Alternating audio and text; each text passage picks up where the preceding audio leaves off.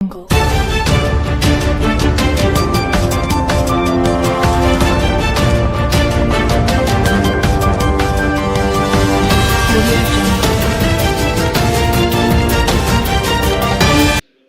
महोदय, अजून एक शासनानं 5 जून 2026ला आपण एक चांगला निर्णय घेतला की मराठा समाजातील म्हणजे SC-BC मधील जे विद्यार्थी आहेत त्यांना आपण OBC प्रमाणे सगळ्या सवलती द्यायच्या, परंतु दादा त्याची अंमलबजावणी होत नाही.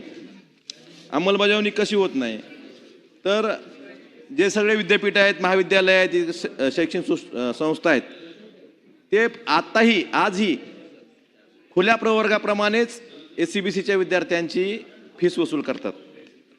चालू आता सध्या माझ्याकडे एक उदाहरण आहे आपल्या COEPचंच. आपलं कॉलेज ऑफ इंजिनिअरिंग पुणे म्हणजे शासनाचं कॉलेज आहे, तिथं SC-BCचा कॉलमच नाही, म्हणजे हेच नाही, तिथं ऑप्शनच नाही. एकतर OBC किंवा ओपन.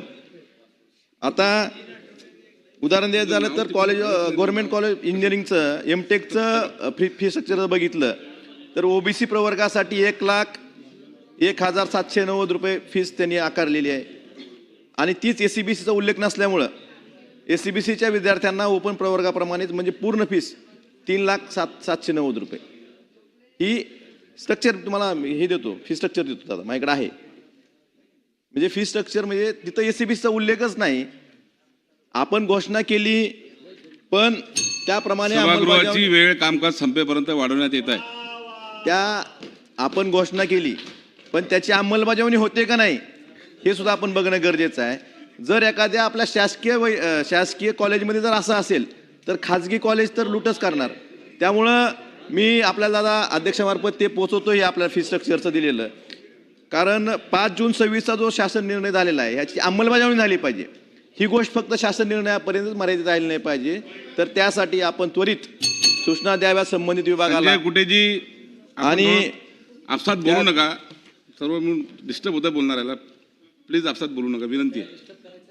ते डिस्टर्ब करलेत मला. तर विकास ठाकरेजी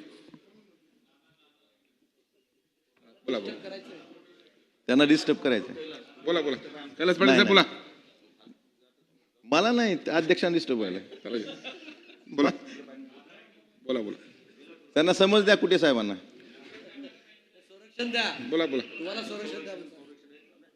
आदरणीय दादा, एवढीच माझी विनंती आहे की 5 जून 2026चा जो आपला शासन निर्णय झाला त्याची अंमलबजावणी शासकीय महाविद्यालयामध्ये, खाजगी संस्थांमध्ये, विद्यापीठामध्ये होती का नाही याची आपण खात्री करावी. त्याप्रमाणे अंमलबजावणी होत नसेल तर त्याच्या सूचना द्याव्यात, नाहीतर हा GR फक्त कागदावरच राहील.